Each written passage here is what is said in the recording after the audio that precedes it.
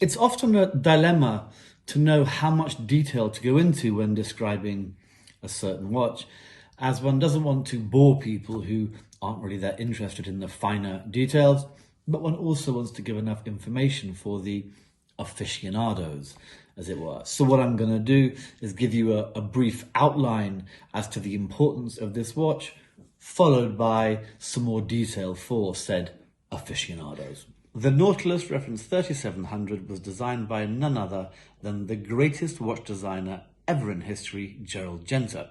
He also designed the Royal Oak for Audemars Piguet in 1972, the aforementioned Nautilus, obviously, but he also designed the Jumbo Engineer for IWC.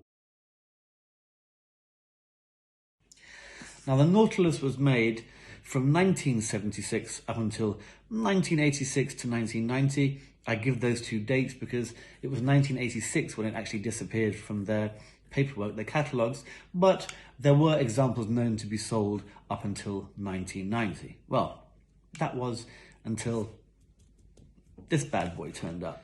You see, this was a special commission made a full 15 years after Patek had deleted the Nautilus, the Jumbo Nautilus, from its catalogue. Well, in actual fact, 19 years if you go by that date, the deletion from the paperwork. But let's go with 15 years, as it was 1990 that the last known example was sold. So what we're actually talking about is the last example of the most iconic Patek Philippe sports watch ever made in history. The Nautilus range, incidentally, of course, continued right up until the present day, but it was the 3700, the wafer-thin, elegant 3700 that everybody goes bananas about today, just as much as the Rolex Paul Newman Daytona. And said watch comes with its box that it would have been sold with had it been sold in 1986 or 1990.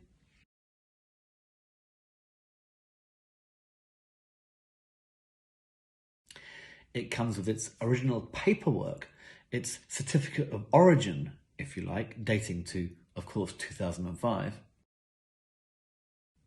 And it also comes with an archive certificate confirming all the dates and everything to be as I've stated them to be. And the pièce de résistance is that it even is depicted and stated as being the last Jumbo Nautilus ever made in this book by Mustanga. And let me tell you, if you want a comprehensive history of the Jumbo Nautilus, this is the one.